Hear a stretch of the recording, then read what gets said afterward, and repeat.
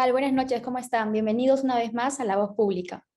Bueno, la tarde de hoy tenemos como invitada a la doctora Orialis Espinosa Soto, quien nos va a comentar acerca de la relevancia de la memoria de los testigos en el peritaje internacional, esto a razón del reporte elaborado por la CCI. Bienvenida, Orialis, ¿cómo estás? Muchas gracias, Karen, y muchas gracias al CAE por la invitación, a ti por las coordinaciones, a Jorge. Es una bonita oportunidad para mí para hablar de este tema, ya que siento que el reporte salió, se comentó mucho, pero no se le ha dado la debida importancia, y para mí, que me den la posibilidad de conversarlo, es fabuloso. Así que quedo atenta a tus preguntas, Karen. Muchas gracias. Bien, para iniciar, ¿nos podrías comentar en el arbitraje internacional cómo es que se elabora la memoria de los testigos? Muchas gracias por la pregunta, Karen. Yo creo que es un tema fundamental para entender más o menos cómo es que se elaboró el reporte, de dónde nace la necesidad de tener el reporte y ver cómo es que se valora el testimonial dentro de un arbitraje, ¿no? Yo creo que es muy importante un poco ver las tradiciones jurídicas de las que venimos. Es diferente el valor que se le da a la presentación del testigo en el common law, respecto de lo que se suele hacer en el civil law. Entonces, sí, un punto de partida interesante es ver en el arbitraje internacional cómo es que los cómo es que los abogados trabajan con sus testigos para elaborar las memorias. En la práctica, lo que he visto en mi estadía afuera, y creo que estoy segura que el 99.9% de abogados lo trabaja así, y es que se realizan reuniones iniciales. En estas reuniones conoces a aquellas personas que de una u otra manera han tenido cercanía con los hechos. Estas reuniones iniciales te permiten saber qué es lo que realmente sabe este testigo, qué tan útil te va a ser para la teoría del caso, y para ir analizando un poco cuál es la personalidad del testigo. A veces sucede que los testigos son muy importantes por la cercanía que han tenido con los hechos, sin embargo, ya sea por la posición que tienen, el cargo, que a veces hace que el ímpetu les gane. Entonces, en estas primeras reuniones el abogado va dándose cuenta cuál es el testigo que tiene delante y qué tan útil le va a ser para su caso. Entonces, primero estas reuniones te sirven para conocer a la persona y luego para determinar el material que tú vas a utilizar para la declaración testimonial. ¿Qué sucede luego? No es esta persona que ya se convierte en el potencial testigo quien redacta el testimonial o con lo que denominan el memorial de testigo, ¿no? Sino que son los propios abogados los que redactan el primer borrador en virtud de las reuniones iniciales que se ha tenido. Entonces, ¿qué ocurre? Empiezan a redactar el borrador y, como es natural, el abogado no ha estado en la ejecución de la obra, en el contrato, etc. Entonces, como solo tiene lo que el testigo le ha contado, mantiene una constante comunicación a fin de llenar estos vacíos que se pueden presentar en la redacción del borrador. Luego, una vez terminado el primer borrador, el abogado pasa este primer borrador al testigo y el testigo lo revisa, corrige aquello que no se ajusta con lo que él recuerda y cree que es su recuerdo de los hechos, agrega, y bueno, y estos cambios luego son revisados por el abogado, le da el típico formato que todos los abogados buscamos en los escritos, ¿no? Esto que tenga la formalidad, que esté bien escrito, que no redunde, etc. Entonces, esta versión final es la que finalmente se presenta al tribunal arbitral. ¿Y cuándo vuelve a ser importante y relevante la presencia del testigo? Cuando es necesario prepararlo para la audiencia. Este es el segundo momento en el que el testigo tiene vital relevancia, sobre todo dependiendo de qué tan importante es la intervención del testigo respecto del caso y la teoría del caso que se maneja.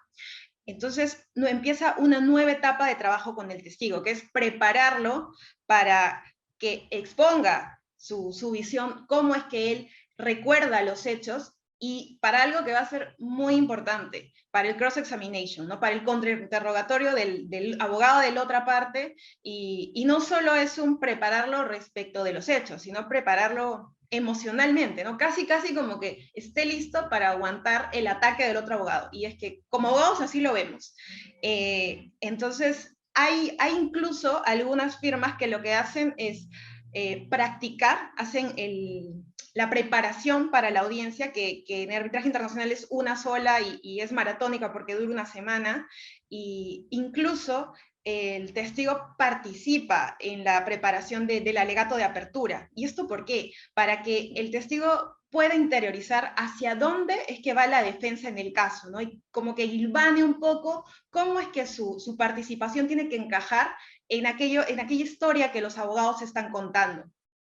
Entonces, algo que es un dato curioso es esto de la elaboración y la redacción del memorial, ¿no? No lo hace el propio testigo, pero más adelante vamos a ver por qué esto es importante respecto de lo que se dice en el informe de la Comisión de la ICC sobre este reporte de la exactitud de la memoria de testigos en el arbitraje internacional.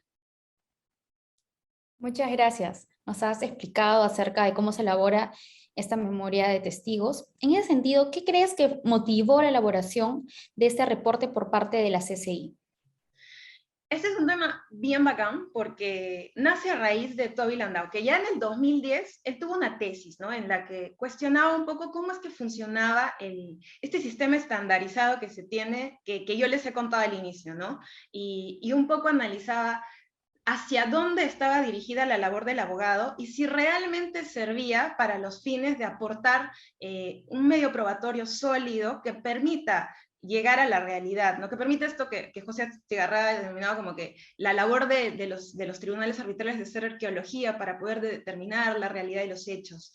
Entonces, él ya tenía esa teoría en el 2010, pero no es sino hasta el 2015 que en una reunión, me parece que es en octubre de 2015, que se realiza una reunión y él tiene una conferencia y habla sobre esto, ¿no? Habla no solo desde qué es un memorial de testigos, cuál es la intervención del testigo, él va un poco más allá y analiza desde un punto de vista científico cómo es que es relevante la intervención de los testigos en un arbitraje y si el camino que estábamos llevando era el correcto, ¿no? O sea, él decía, estamos bien encaminados, se hace un trabajo realmente idóneo con el aporte de los testimoniales en el arbitraje internacional.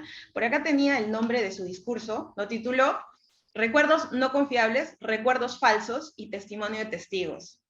Entonces, él abordaba mucho este tema de la memoria, ¿no? Y decía, la memoria es frágil, es maleable, además hay muchos factores externos que pueden interferir en la forma en la que uno recuerda los hechos, y esto es natural. Incluso a algunos tribunales le pierden un poco la confiabilidad a un testigo que no precisamente ha mentido o ha querido falsear su testimonial, sino que a veces la mente es frágil y puede olvidar cosas. Y si es que por ahí sale otro hecho, el testimonio puede no ser lo que originalmente plasmó en el documento, ¿no? Porque por X y motivos en la audiencia recordó hechos o pasó algo. Definitivamente esto es fatal para cualquier abogado porque ir con una línea de trabajo y que en plena audiencia el testimonio se te caiga o vire, entonces esto es fatal, ¿no? Pero es posible. ¿Y por qué? Porque la memoria humana es frágil, no es fiable. Entonces ahí a mí se me generaba la duda esta, ¿no? O sea, nosotros estamos confiadísimos que en el arbitraje internacional prima mucho el impacto del common law, que es una tradición jurídica en la que el oral es lo número uno, ¿no? Ellos confían más en la oralidad respecto de los documentos. Entonces, para nosotros es al revés, ¿no? La confianza que le tenemos a los documentos es mucho más alta que la confianza que le tenemos a los testigos. Y eso es abrir una ventana a X y motivos por qué sucede esto, que hay diversos factores, género, cultural, etcétera, etcétera, ¿no? Pero yo creo que, o sea, nuestra forma de ver este análisis de los testigos y los documentos no es tan mala, porque la memoria es frágil, sin embargo, los documentos suelen no mentir. Y es más, yo estoy segurísima que en un caso en el que tú tengas el documento A que te dice X y el testigo que te dice no X, tú le vas a hacer caso al documento, porque el documento no tiene la fragilidad de la memoria que tiene el testigo. Y yo creo que en el arbitraje internacional sucedería esto. Entonces, esto es lo que motiva este reporte de la CCI. Cuando en el 2015 Toby Landau ya suelta el tema, la CCI se da cuenta que no es simplemente un discurso más, que tiene mucho detrás y que es necesario empezar a trabajar en reportes al respecto, ¿no? Investigar un poco más. Yo creo que en el tema penal esto está muchísimo más trabajado y probablemente en arbitraje no tanto. Sin embargo, teniendo en cuenta el peso que se le da a la intervención de los testigos, yo creo que es un enorme paso, ¿no? Es vital. Y aquí algo que, bueno, Toby de hecho realizó un análisis mucho más profundo de lo que yo les estoy comentando ahora, pero una de las cosas que se comenta mucho acerca de este discurso es que es hacia qué es lo que busca el abogado en un arbitraje con la preparación de su testigo. Y yo creo que es una búsqueda natural. Es natural que el abogado quiera ganar su caso. Entonces, ¿qué hace? No busca la verdad, o sea, lo que busca es tácticamente conseguir que determinada persona diga lo que él quiere que diga para que favorezca su teoría del caso y por lo tanto genere mejor impacto en el tribunal arbitral.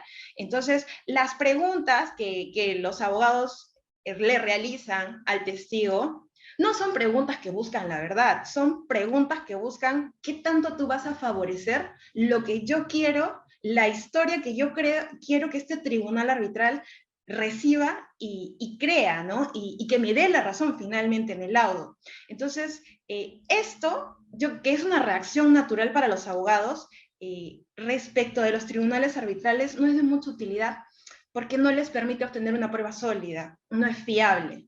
Entonces, ahí se generaba esta pregunta, este modelo que es casi estandarizado, porque la verdad es que yo no conozco a nadie que me haya dicho que deja que los testigos de puño y letra empiecen a redactar sus testimoniales y lo digan así en sus propios términos y coloquial, no he conocido a nadie. Yo creo que esto que dicen que es el modelo estandarizado, es así como funciona, ¿no? Entonces lo que se dice es eso, ¿no? Este modelo que estamos usando está funcionando bien, está fallando, y si está fallando, ¿cómo realizas ajustes para que finalmente la exactitud de la presentación y el aporte probatorio que te da un testigo sea el idóneo para el arbitraje? Gracias, Aurelis. Bien, nos has comentado y nos has explicado cómo es que funciona esto y qué es lo que motiva que la CCI realice este reporte. A razón de ello y en base a tu experiencia, ¿qué sugerencias darías tú para mejorar la elaboración de la memoria de los testigos? Yo creo que hay muchos puntos que se pueden tener en cuenta, pero también es muy importante valorar qué es lo que dice el reporte, ¿no? O sea, algo que yo creo que es importante es que se trabaja mucho más en las entrevistas con testigos. Algo que es trabajar la entrevista, uno, individualmente. ¿Y por qué individualmente? Porque suele suceder, digamos, está involucrada una empresa en el arbitraje. ¿Quiénes conocen de lo que pasó en este contrato que digamos, se cayó? Entonces, conocen al respecto el gerente general, el subgerente, el abogado, digamos, no sé, el encargado, etcétera, etcétera, ¿ya? El hecho de que tú los juntes a todos y empiecen a contar la historia va a generar que unos vayan anclando ideas en los otros por diferentes motivos, sea por la personalidad de alguno que puede imponerse, contar su historia tal como él la recuerda, y para él es que efectivamente así se dieron los hechos. Puede ser que otra persona tenga otro aporte que dar, o que no haya visto los hechos de la misma forma. Sin embargo, es dañino que se realice la reunión grupal porque puedes contaminar los testimoniales de los diferentes involucrados. Entonces, algo que es recomendable es eso, ¿no? Que las entrevistas se hagan de forma individual, porque además hacerlo individual te permite tener diferentes versiones y poder encaminar mejor, ¿no? O sea, finalmente armas mejor el rompecabezas porque tienes las diferentes perspectivas sin que estén contaminadas por la reunión grupal. Y esto es algo que se dice en la CCI. Algo que yo creo que se puede hacer, pero implica un doble trabajo, pero sinceramente es que yo creo que es lo mismo, o sea, hacer que el testigo redacte su testimonial él mismo, para algunos puede ser irreal y puede ser, es un doble trabajo, porque lo va a redactar y al abogado le va a tocar darle la forma, pero es que yo creo que eso le da mucha más, te brinda una mayor certeza, porque él lo va a decir en sus palabras. Hay o sea, el cambio de una palabra puede ser determinante para el sentido de lo que uno quiere decir. Entonces, yo la verdad es que no lo veo tan irreal. Yo creo que debería darse esa posibilidad.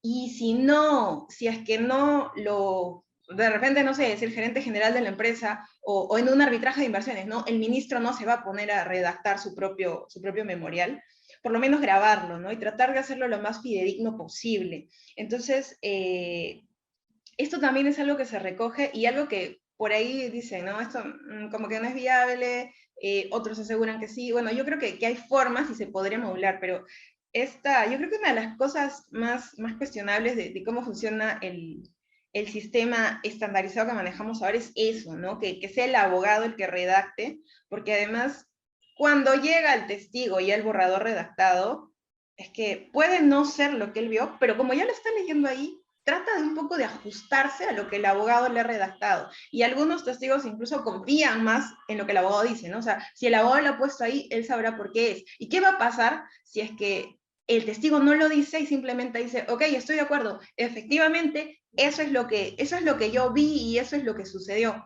Que en la audiencia puede jugarle una mala pasada, porque como no lo redactó, no recuerda cómo es que el abogado lo ha hecho, y su memoria sí puede evocar los hechos como realmente sucedieron. Entonces, ahí puedes tener una falla que puede ser determinante a la hora de la audiencia. Probablemente no se te caiga el caso, pero si es que el testigo incurre en contradicciones, ese testimonial ya no te va a servir. ¿Y qué pasa cuando un testigo pierde fiabilidad, cuando el tribunal arbitral escucha y se da cuenta que el testigo no es fiable?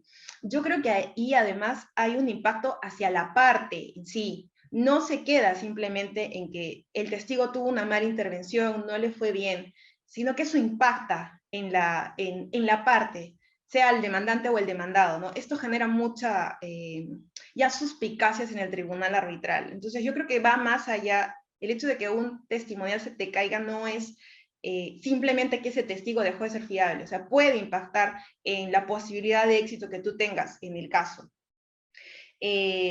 Otro es que por lo menos el abogado haga el intento de redactar en los términos en los que el testigo lo haría, ¿no?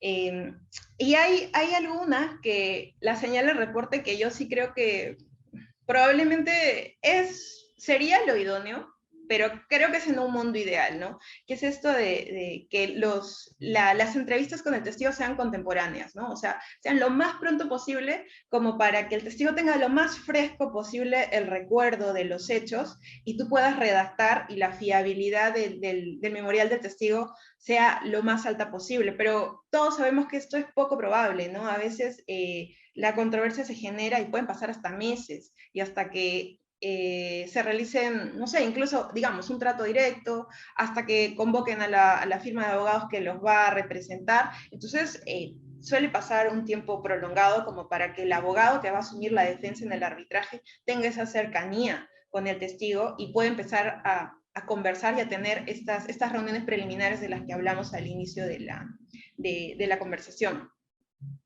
Entonces, yo creo que en términos generales, estas son algunas de las sugerencias.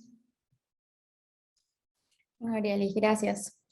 Bueno, ya que nos has comentado acerca de este reporte, queríamos saber cuál es el impacto que ha tenido en la comunidad arbitral internacional. Ha habido de todo, ha habido de todo. Algunos, y yo me uno a esta tendencia, lo consideramos muy útil. ¿Y por qué útil? Porque ya empiezas a detectar aquellos aspectos del arbitraje que afuera necesitan ajustes. Es importante que las instituciones caminan bien, pero si es que hay que realizar ajustes, hacerlos a tiempo, ¿no? Yo creo que esto es algo que es un trabajo de la CCI muy loable, porque hace que el arbitraje sea un mecanismo que funciona bien, pero reconocen que puede funcionar mucho mejor aún. Entonces, este análisis de los testigos no es un reporte más o simplemente un discurso que pareció interesante, que invocaba aspectos científicos y que por lo tanto por ahí podría... No, yo creo que recibir el discurso y sobre todo que el discurso haya tenido esta base científica, porque yo creo que para todos es bien fácil decir, bueno, la memoria es frágil, y más para nosotros los de la tradición jurídica del siglo, no, o sea, lo más fiable son los documentos, fiarse de lo que una persona dice no genera la solidez que genera un documento respecto de la valoración probatoria, etc. Pero que se diga científicamente, eso ya iba a otro nivel. ¿Y por qué? Es que no era un tema ocioso, porque la intervención de los testigos en el arbitraje internacional es cara, es costosa, no es barata. Y además involucra una inversión fuerte de tiempo. Entonces, si es un aspecto del arbitraje que demanda mucho tiempo y que además demanda dinero, y teniendo en cuenta que afuera, en los reportes de la CCI, algunos de los aspectos más cuestionados del arbitraje son duración y costo, entonces es que entrar a analizar este tema no era un tema ocioso, era muy importante, y yo creo que finalmente, más allá de las recomendaciones, de lo que pueda decir el reporte, es un llamado de atención, es un llamado de atención a aquellos que trabajan en arbitraje, y es sacar a flote un problema que está pasando, y darle este toque de respaldo científico, analizarlo. Probablemente yo creo que va a haber más. Estoy segura que esto tiene que ver con el otro sector que no lo considera tan útil porque lo que dicen es que fue poco ambicioso, ¿no? Que es poco ambicioso, que pudo ir más allá, que pudo decir más,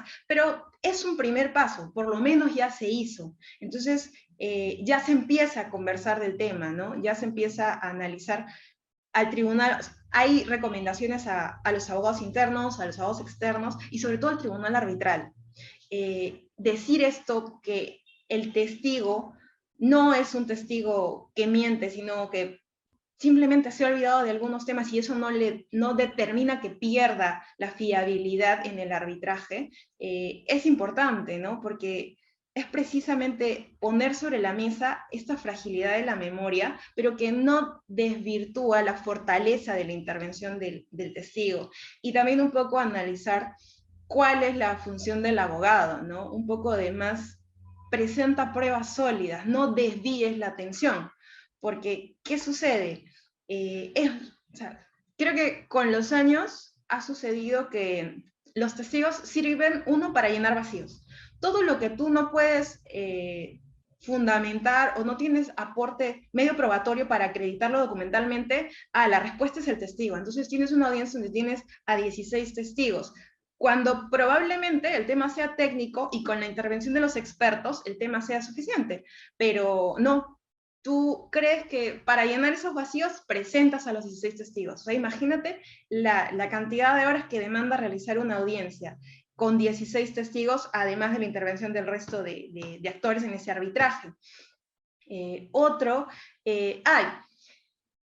creo que es muy importante no desviar la verdad. O sea, diferentes factores pueden hacer que un abogado determine que un testigo es importante para su caso, pero yo creo que la común y la más útil además, aunque suene un poco superfluo, es que tú le pones cara a tu historia cuando presentas al testigo, pero tienes que saber cuándo es necesario y cuándo no. O sea, cuando es un tema fáctico, está bien, pero además tienes que evaluar qué tan idóneo es presentar al testigo. Esto de lo que conversábamos antes, ¿no? Si tu testigo realmente va a apoyar, va a apoyar la posición de la parte, si emocionalmente es que va a soportar el contrainterrogatorio sin exaltarse y manteniéndose tranquilo, sereno, explicando con claridad, sin confundirse.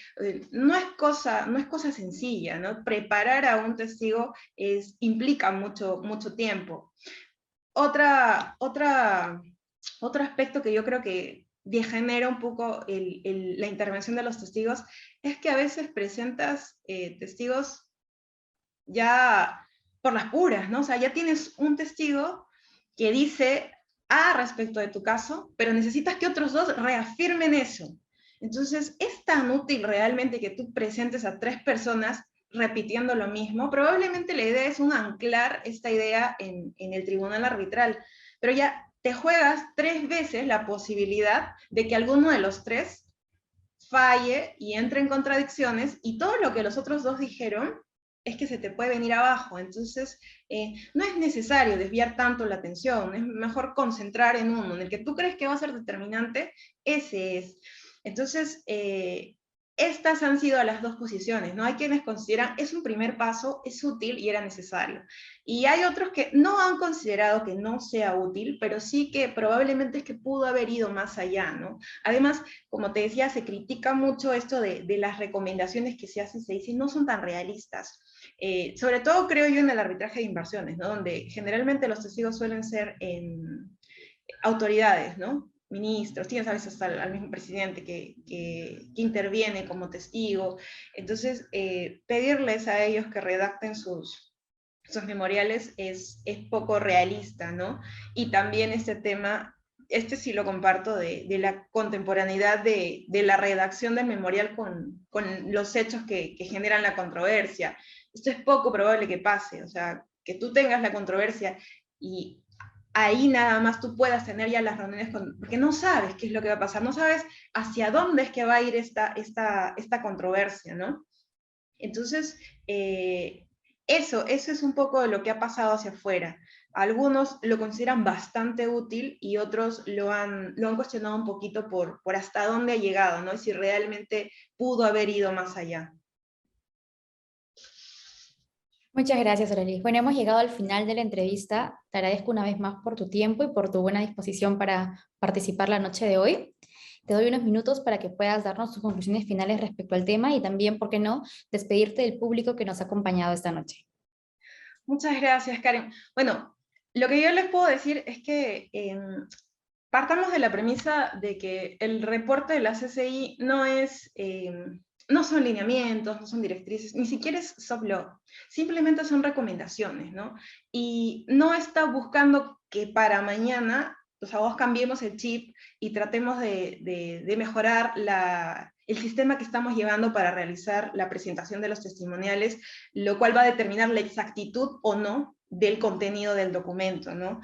Más allá de una recomendación, yo creo que es un cambiar la perspectiva, ¿no? Cambiar un poco la forma en la que se está viendo la intervención de los testigos. De un lado, por ejemplo, en el civil law, tratar de darle mucho más importancia de la que le damos, ¿no? Generalmente aquí el documento lo es todo, pero si es que finalmente el testimonial es fiable, tiene una exactitud que permite al tribunal arbitral considerarlo prueba sólida, entonces va a permitirte y va a favorecer tu caso. Y lo que ocurre en el arbitraje internacional es que es necesario sensibilizar un poco a los que participan en arbitraje, ¿no? Entonces yo creo que este reporte es un primer paso, es útil y permite eso, abrir los ojos hacia cómo es que estamos haciendo arbitraje a nivel internacional, ¿no? Hay ajustes que hay que hacer, este es uno de los ajustes que hay que hacer, y yo creo que además la intervención de la psicología en el arbitraje es determinante, por ejemplo, en este campo de los testigos. Muchas gracias Karen, muchas gracias al CAI, muchas gracias a todos por escucharnos todavía un domingo por la tarde. Muchas gracias, Erelis, y muchas gracias a todos los que nos han acompañado hoy, que es el último programa del año. Ya regresamos en el 2022 recargados. Muchas gracias a todos. Hasta una siguiente oportunidad. Muchas gracias, adiós. Gracias.